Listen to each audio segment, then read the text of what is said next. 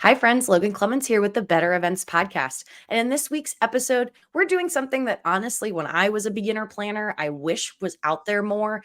And Mary and I actually talk about how much events cost.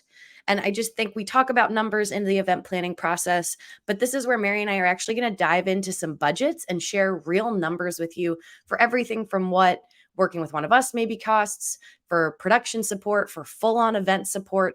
And again, these are just examples, but it's really helpful for informing you, kind of maybe seeing where you're at, or also just knowing when you go into these conversations, roughly what things are going to cost you in the event world.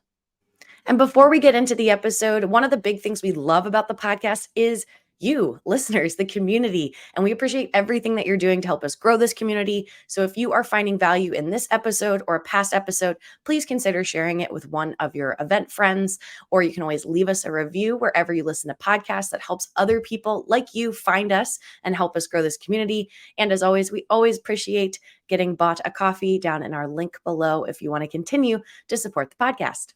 Without further ado, let's get into the episode. Welcome to the Better Events Podcast. Join two event strategists, Logan Clements and Mary Davidson, who believe we can all create, host, and attend better events. In this podcast, you will learn about event strategy and actions that you can use today as an event host, planner, or manager. Hear directly from the people who are creating innovative and inspiring events today and tomorrow, and grow your business along the way. Now, let's get started, and thanks for listening to the Better Events Podcast. Welcome back to another episode of the Better Events Podcast. I'm your co-host, Logan Clements, and I'm joined by fellow co-host Mary Davidson. And before we jump into how much events actually cost and walking through some budgets, Mary, I've got a conversation starter for you, and this one's about your name. Do you like your name? And do you know who named you and what your name means? Okay. Do I like my name?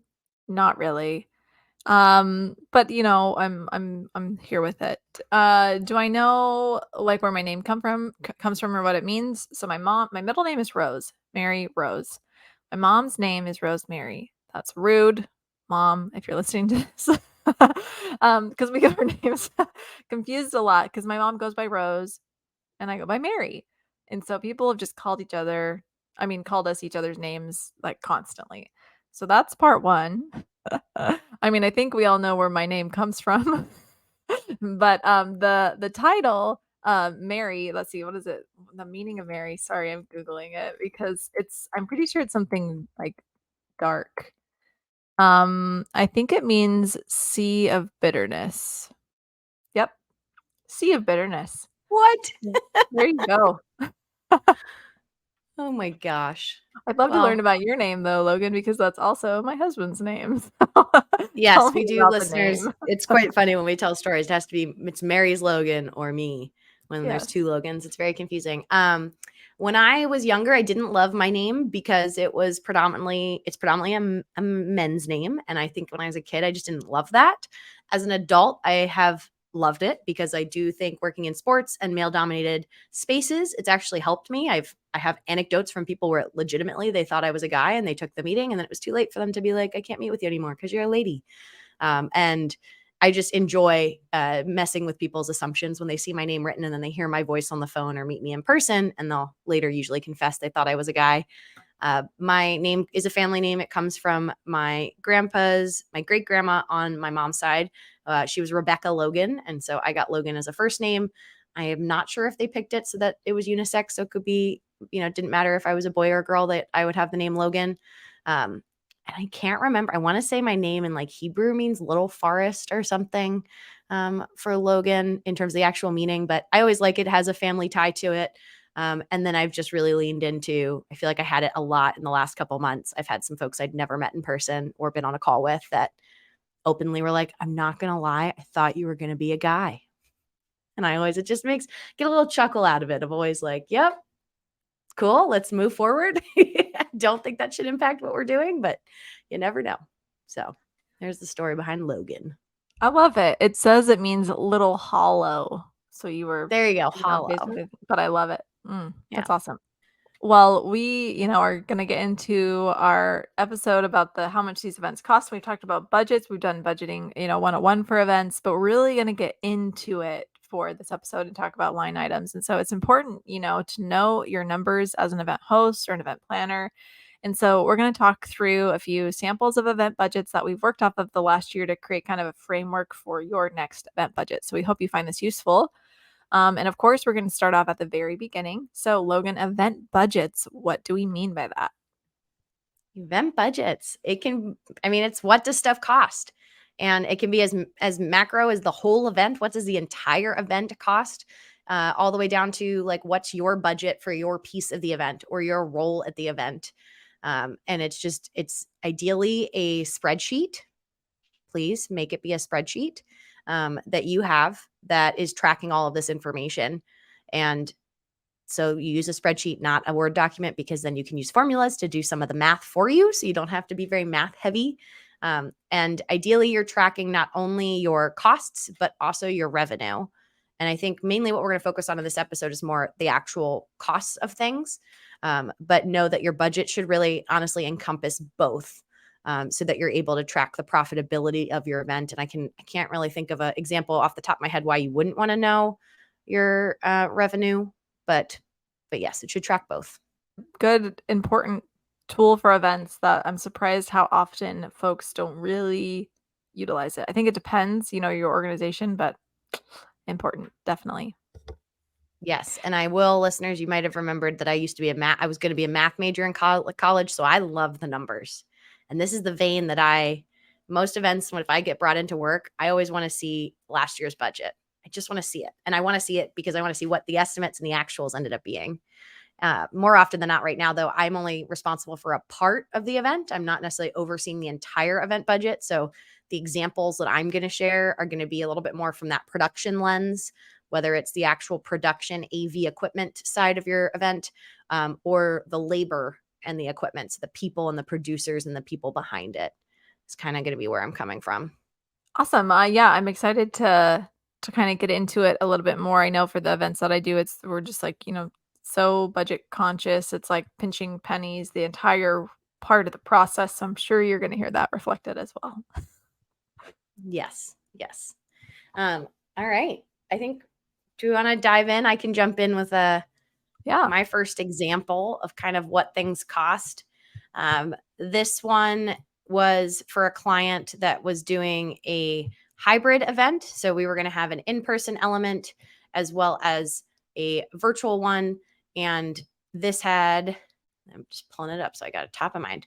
And so this budget was for the hybrid event production. So this was some video editing and pre-recording of sessions that we were then going to run like they were live for both the virtual audience and the in-person audience.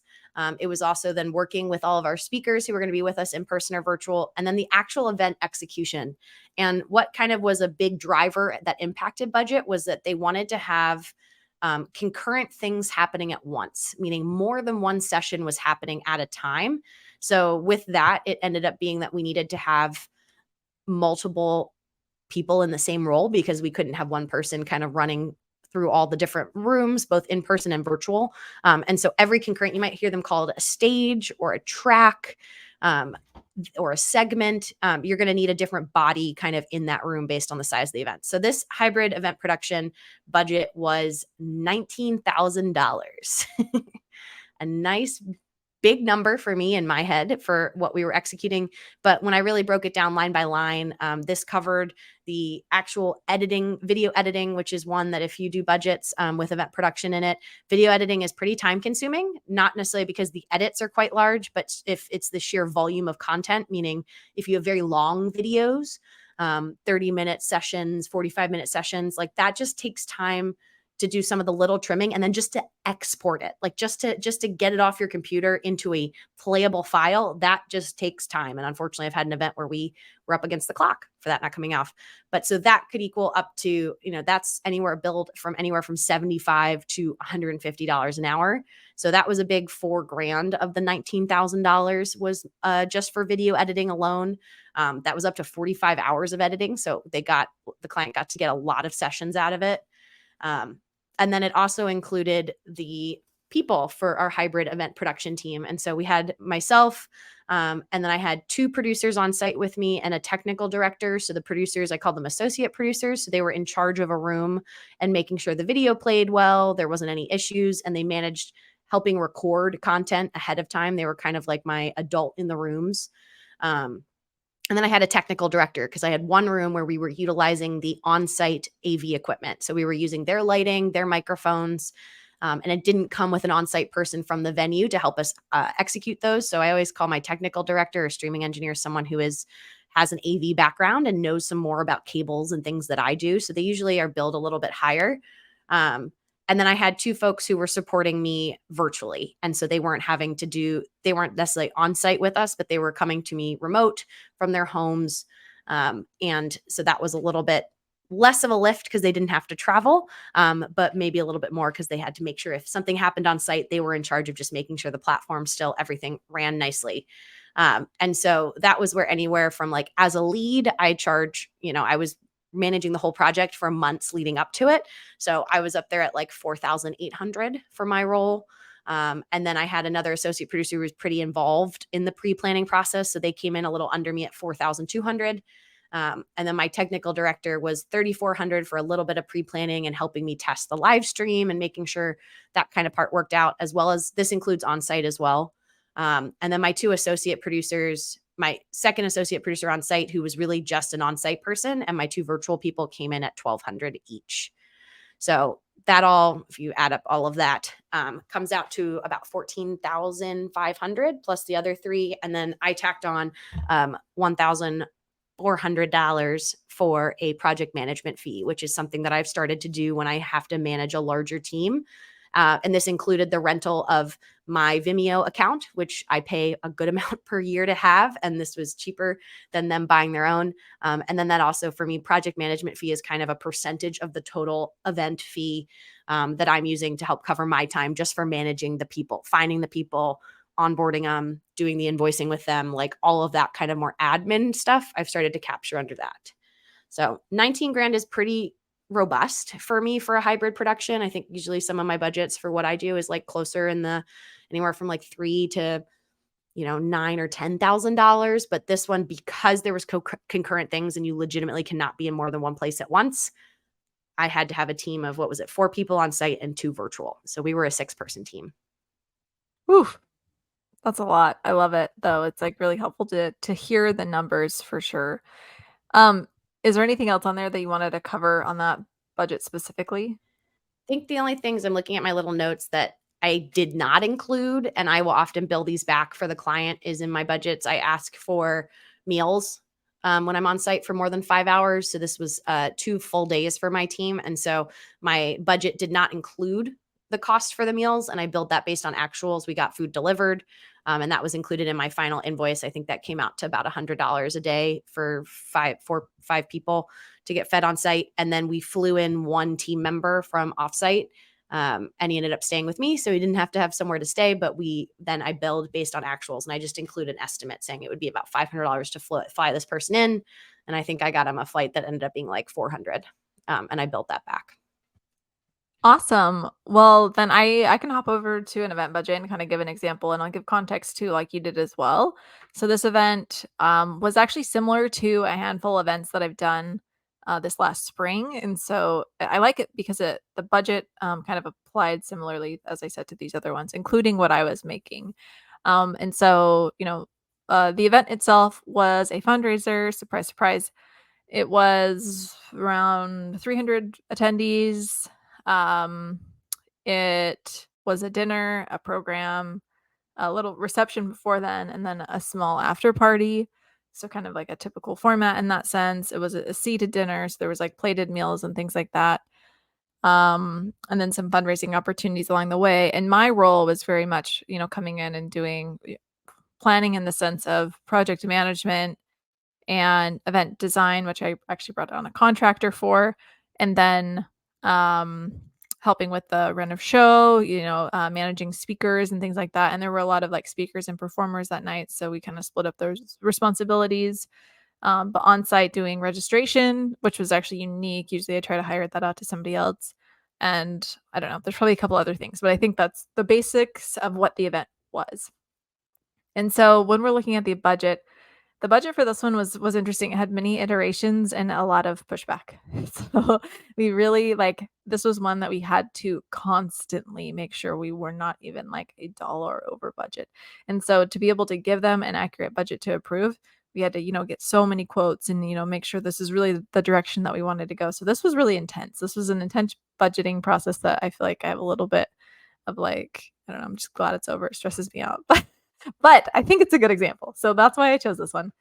So yeah, I'll go down some of the line items. I really want to touch on food and beverage as well and some other things. So first is the labor. Logan talked about labor. For the event production itself, I kind of described what our role was. We were coming in right around 8,500.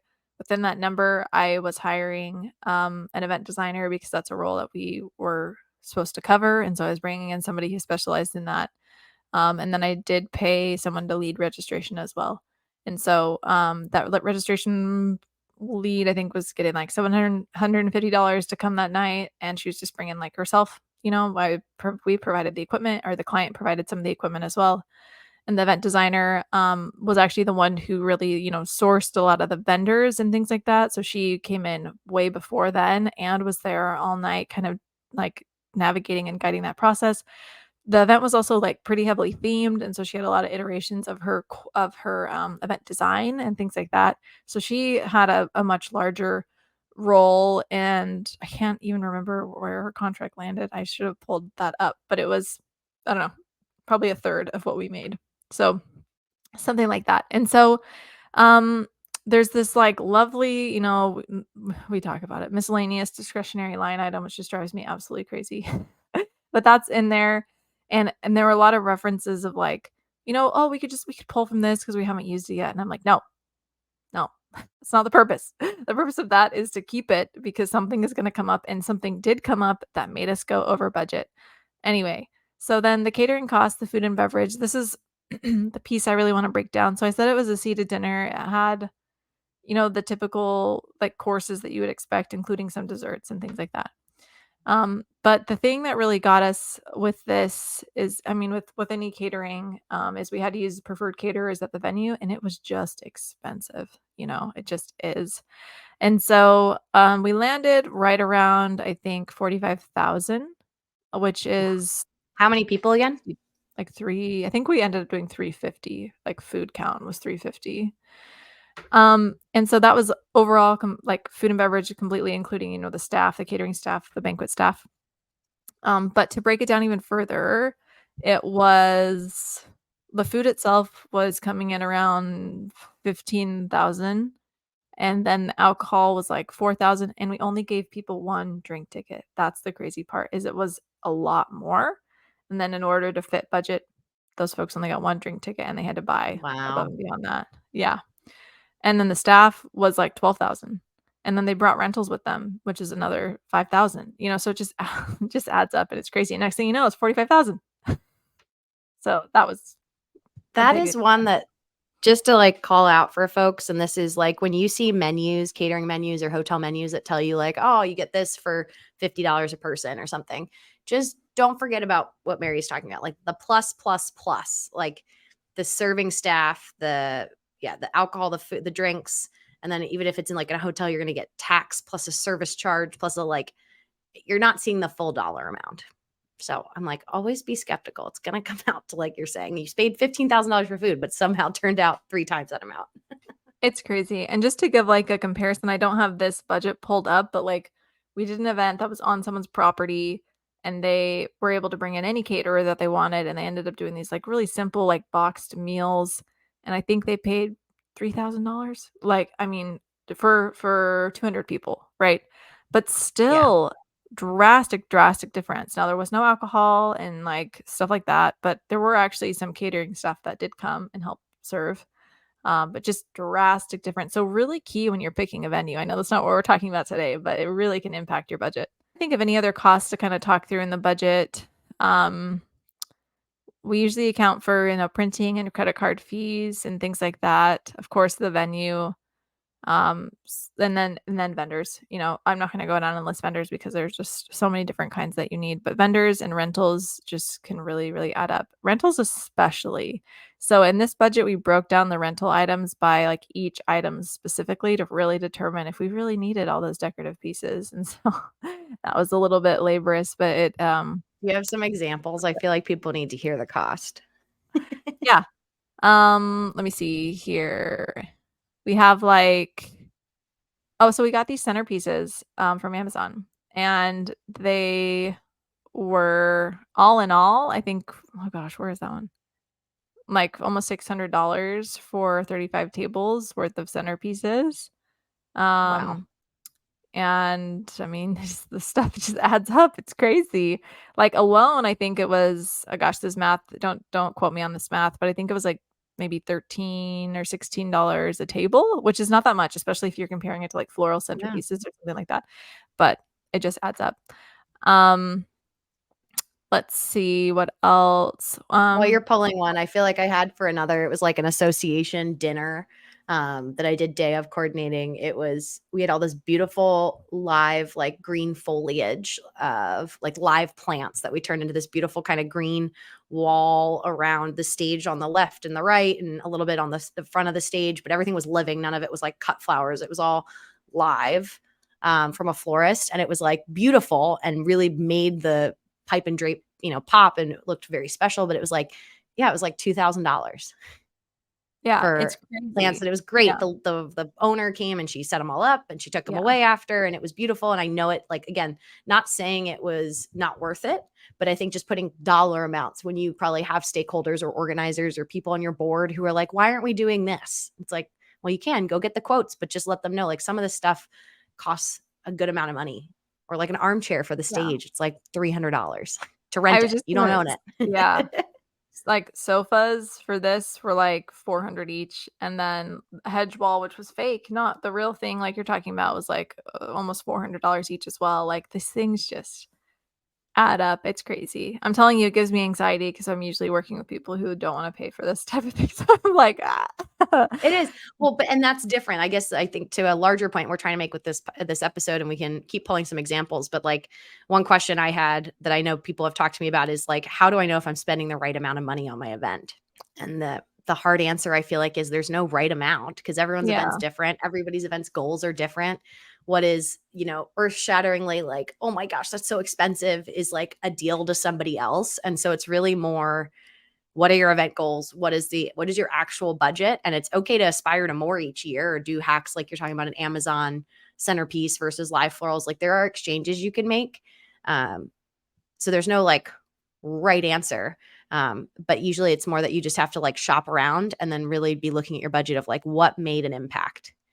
And I feel like any of our listeners who have ever planned a wedding where you have to actually experience this, of realizing that you can't have everything probably for your budget. So you have to prioritize things and say, yes, I want a band. No, I won't do fancy centerpieces. Or yes, I want fancy centerpieces. Like, we won't do a videographer.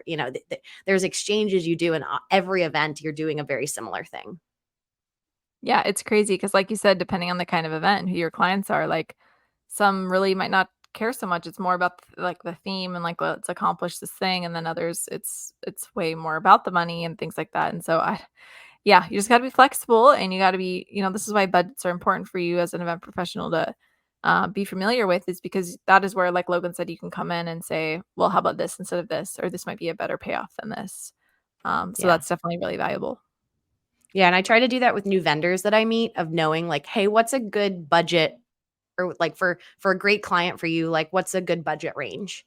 And you're going to have Mhm. some people who are like, we work with everybody. But like an example I had was for another hybrid event where we were renting equipment to be able to do this live stream. And so what we were really looking for was like a couple cameras, somebody to, and some audio, and people to operate the cameras, mix the audio. So we made sure we had a good balance, some microphones for our speakers, some lighting, because we were using someone's private house. And then the labor, so the people behind all of that. And they were going to have to deliver it and work it for 2 days. And I shopped the quote around because it was an event we'd done in a different city. So I had the people who we'd worked with the year prior do travel, but unfortunately they were already booked by the time we were talking about this event. And so I got 2 very different quotes for the same exact brief. And I had to pull it up to make sure I did, for just everything I mentioned, cameras, labor, equipment. One of my quotes I got was for $48,000, $48,409 for all of that AV equipment I counted. And the year before, we paid $6,500 for it. So my client's mouth was like on the floor. And I granted had gotten them a range of quotes, but it was just crazy, just the different companies. And so like that kind of a company, a $48,000 company, they're going to be better for my corporate clients. They're not going to be, this was a nonprofit. It was one of those that I'm looking at, like just the day rates. They wanted to give us a switcher, which is what goes on the screen, for $10,000. No. The actual equipment, which I was like, okay, we definitely don't, either we don't need that fancy of a switcher, or like it should only be a couple $100. But anyway, the quote of who we ended up going with did end up being the lowest one quoted, but I also had some calls with them and felt like they understood our needs the best. And so what we actually ended up paying was about $8,200. So we paid $2,000 more than where we were the year prior, but we also moved to a different city. It was a little bit harder to get to. There was a travel fee included of getting them, delivery all the way out there. But just that range of $8,200 versus $48,000 for the exact same thing. So I feel like just one of my tips for people, for event pros, about how to either save money or just be more budget friendly is like always get competing quotes. Always ask for from a couple different people. And you don't have to go with the cheapest one, but it just gives you a better range. And then you can frame it for how you want to, how you want to talk through it and how you want to make that argument. It sounds like, Mary, you had a scenario where you had a lot of pushback on budget. I have some clients who really want to know line by line exactly what they're getting, and other people who just trust me of like, okay, this is the option we're going with.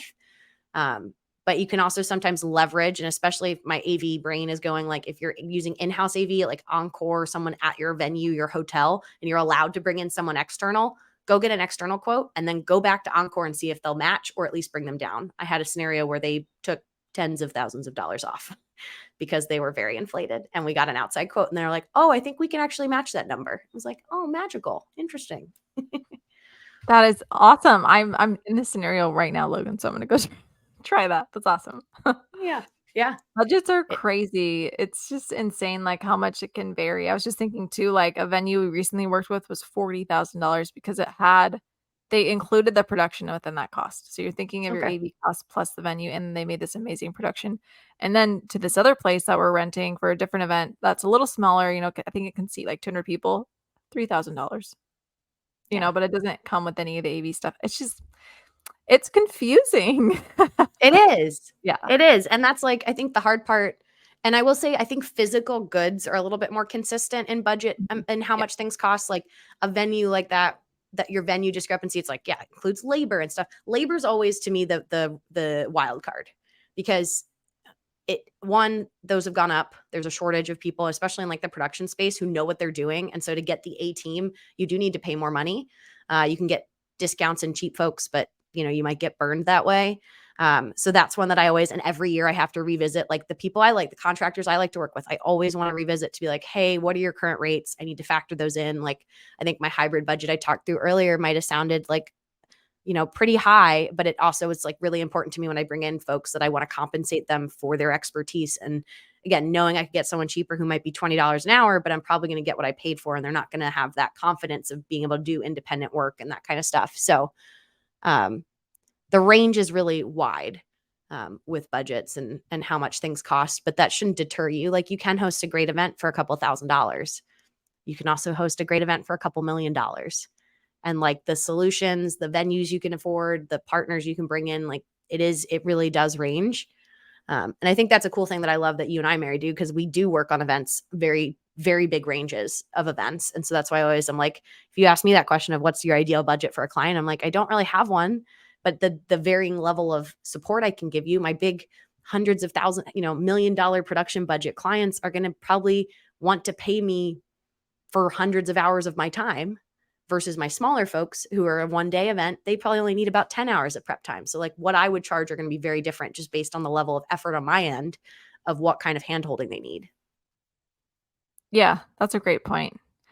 And then what would you say though are some, we've kind of covered some of these along the way, but some money saving or like budget friendly tips for event professionals as they're working through this?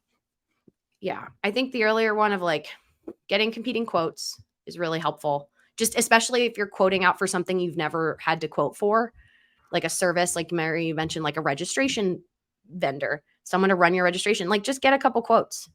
I don't do that all the time with some now with production budgets. I kind of know the range and I know how much things should cost. So I don't have to do it all the time, but always get multiples. Um, and then I do think your point about having, if it's not miscellaneous, but kind of like a buffer, I think I've heard it called contingency before, in your budget. If you're getting a feeling from your client that like, hey, this is the most we can spend, it's like, great. You should actually plan on it probably coming in 10% below that and then have 10% for contingencies. Because I will say, Mary, one of my favorite phenomenons is how much people negotiate ahead of the event. And then you get to the event and you're like on site and they're just like, just pay for it. Like, just get it. Just like pay for the parking or pay for the extra, like, let's keep the bar open for another hour or two, or, whatever it is, like all of a sudden they don't mind because they just need the event to happen. But making sure you're having those conversations, I think is really important. And then you can also save money just by shortening your program, not doing a full day or doing a load in the same day. It's more stressful to load in the same day as the actual event, but that will save you money of less of a venue, labor, everything fee. Or making sure your days are just shorter so you don't go over to overtime with your crew and folks who are there, by making sure the days are, including setup and wrap up at the end of the day, fall within an 8 or 10-hour day. That's going to save you money versus having a marathon long day. And then another one is just like, if you do breakouts, how many concurrent things you have happening. I've seen clients save a ton of money by having less breakouts, less things happening at the same times, because you need less room, less equipment, less food, or having even, I mean, the common wedding advice is just invite less people because the fewer people you have, the exponentially lower your budget needs to be. So I think those are all ways that if you can negotiate and you're really having issues with your budget not matching expectations, like that's where you can find wiggle room. But then as a planner and a professional, you have to be okay with hearing no. And I've had clients that I'm like, I've given them this advice every year the last 2 years and they don't want to listen to it. And that's okay. That's just like, all I can do is pose the question to them of like, what if we did less things at once? That would save money versus trying to nickel and dime and, make this cheaper, find a lower quality something. Mary, how about you? What are some money saving tips you have?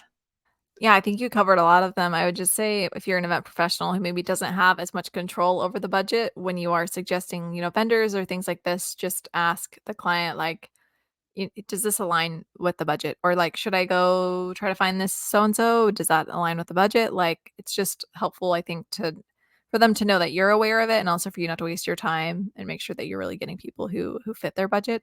So I know that's like some scenarios, because some scenarios we are completely not attached to the event budget, and so that's kind of what I'm referring to there. Another thing is, we do a lot of fundraising events. And so always asking for a discount. I always ask for a discount when it's a fundraising event. I don't know if that would really be too appropriate for some other events, but for fundraising events, I always ask and they almost always say yes. So those are my only other tips. Yeah, I think my last one would be, we've talked about, I do this in my proposals, is sometimes I'll do options like a low, medium, high, or I had an agency word it very nicely as a good, better, best. And they did that for everything from speakers, because, you can pay a speaker $500. You could also pay a speaker $50,000. And those are very different people who are coming to your event, or they have to come for free, And so I think that's like a framework I personally use for my services, especially if folks are kind of shopping and they're not sure what they need and they just want to know.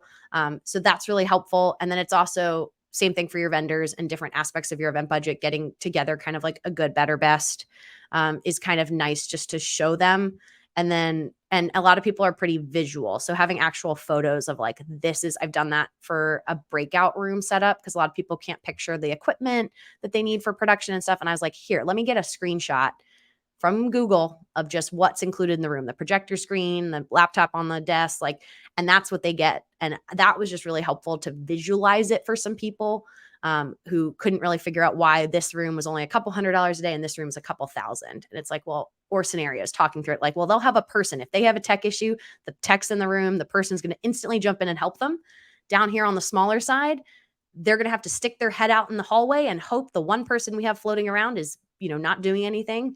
And then they call them in to help them, or that person's helping someone else. They have to wait, and they're going to have to pause their presentation until that person can come help them. Like, trying to kind of give them scenarios and visuals to really understand what those differences are. Cause they're not necessarily, again, it is truly a good, better, best. There's not really a bad option. It's just, what are you getting for your value? Yeah, ever since you introduced that idea to me, I've tried to start doing that, and it's been great. So love learning from each other continually for sure. Yeah. Um, Helps us all it, create better events. it does. Hey.